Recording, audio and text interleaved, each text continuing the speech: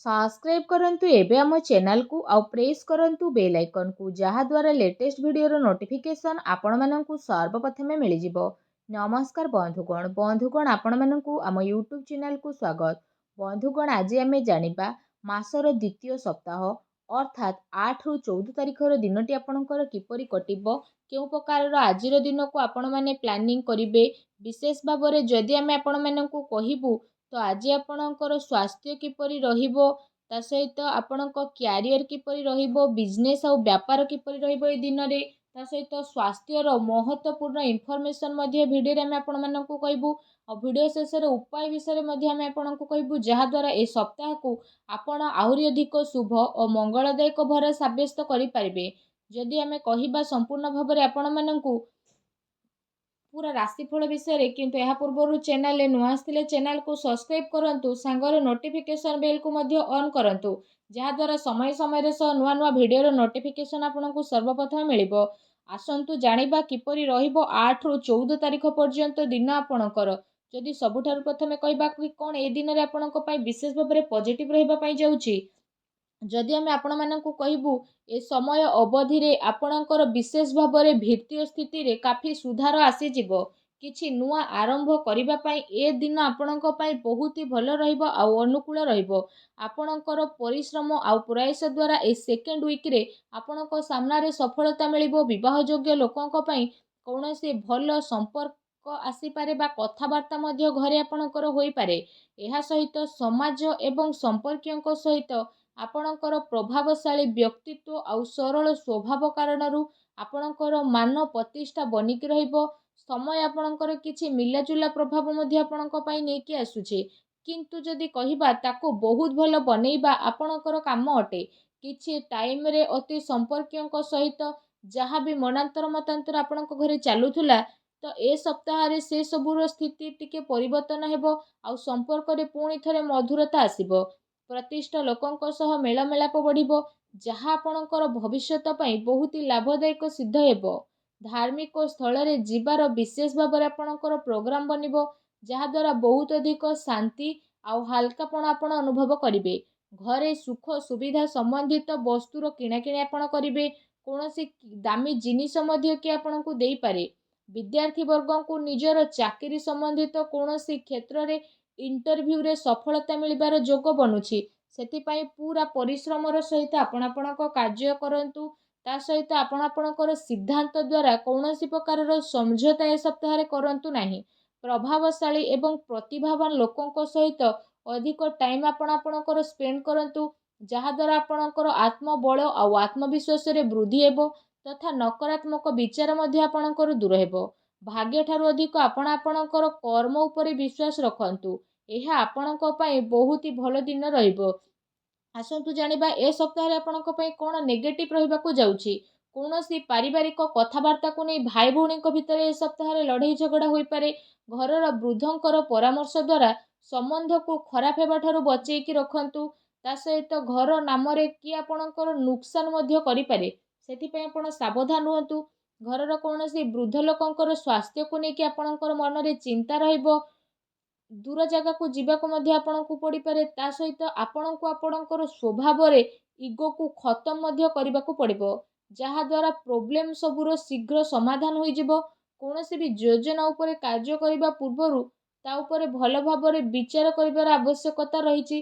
कोनोसी दुखद समाचार मिलिबा कारणरू मन रे आपणकर उदासी आ नकारात्मक विचार मध्य आसीबो किंतु जदि कहबा आपण शीघ्र ही से सबुरु बाहर को बाहरिबे। विद्यार्थी वर्ग पाठ पढ़ार अपेक्षा फालतू भूल बुझामणा रे अधिक ध्यान देबे आ निजर महत्वपूर्ण कार्य को बहुत ही अधिक संभाळिकी मध्य रखिबे। काहेकि ना जदि आमे कहिबा जदि किछि भूल करिबे आगो को आपणक पई भूल होई जिवो। घरे छोट छोट कथा रे अकारण रे चिंता आपणकर उत्पन्न हेबो तेणु अधिक क्रोध ठारू आपण दूरेई कि रुहंतु।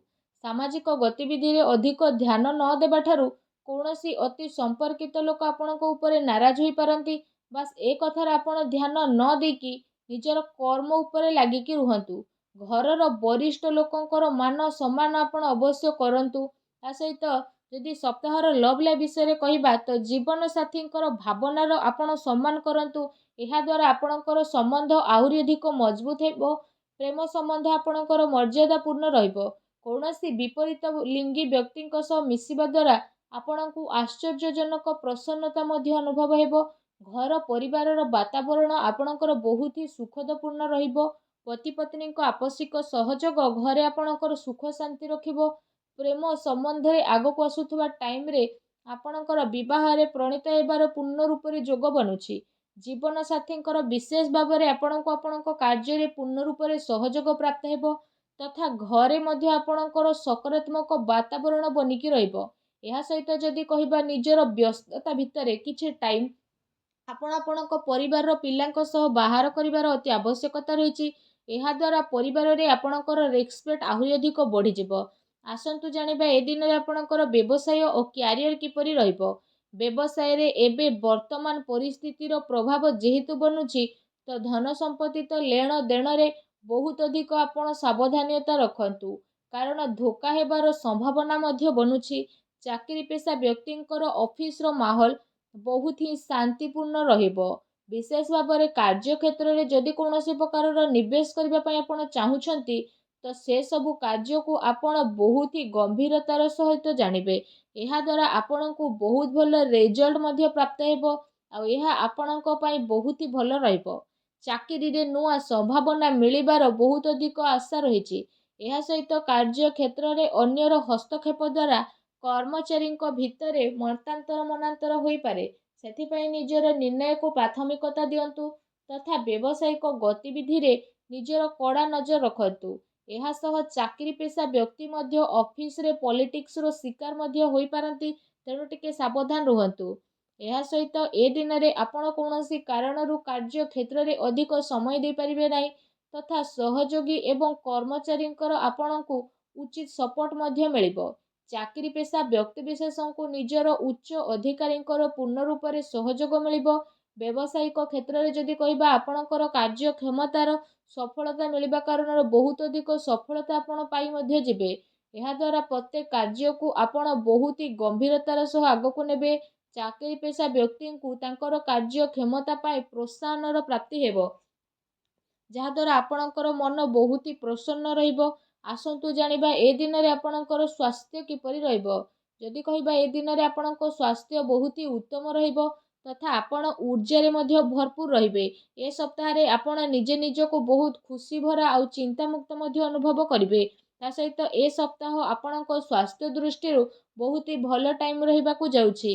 ଏହା ସହିତ ନିଜର ସ୍ୱାସ୍ଥ୍ୟକୁ ଆହୁରି ଅଧିକ ଭଲ କରିବା ପାଇଁ ଆପଣ ପ୍ରତ୍ୟେକ ଦିନ ଯୋଗ କରନ୍ତୁ, ବ୍ୟାୟାମ କରନ୍ତୁ, ସୁସ୍ଥ ରୁହନ୍ତୁ। ଆସନ୍ତୁ ଜାଣିବା ଏ ସପ୍ତାହରେ ଆପଣଙ୍କ ପାଇଁ କ'ଣ ବିଶେଷ ଉପାୟ ରହିଛି। ଯଦି କହିବା ସପ୍ତାହରେ ଆପଣ ପ୍ରତ୍ୟେକ ଦିନ ତୁଳସୀ ଚଉରା ପାଖରେ ସନ୍ଧ୍ୟା ସମୟରେ ଘିଅର ଦୀପ ଲଗାନ୍ତୁ। ତା ସହିତ ପକ୍ଷୀମାନଙ୍କୁ ଘରର ଛାତ ଉପରେ ଦାନା ଖାଇବାକୁ ଦିଅନ୍ତୁ, ଗାଈକୁ ସବୁଜ ଘାସ ଖାଇବାକୁ ଦିଅନ୍ତୁ। ଏହାଦ୍ୱାରା ଘରର ସମସ୍ତ ନକାରାତ୍ମକ ଶକ୍ତିର ବିନାଶ ହୋଇଯିବ ଆଉ ଆପଣଙ୍କୁ ଶୁଭ ଫଳ ପ୍ରାପ୍ତି ହେବ। ଭିଡ଼ିଓଟି କେମିତି ଲାଗିଲା କମେଣ୍ଟ କରିକି ଜଣାନ୍ତୁ। ଆଉ ଯଦି ଚ୍ୟାନେଲରେ ନୂଆ କରି ଆସିଛନ୍ତି ଚ୍ୟାନେଲକୁ ସବସ୍କ୍ରାଇବ୍ ମଧ୍ୟ କରନ୍ତୁ। ଧନ୍ୟବାଦ।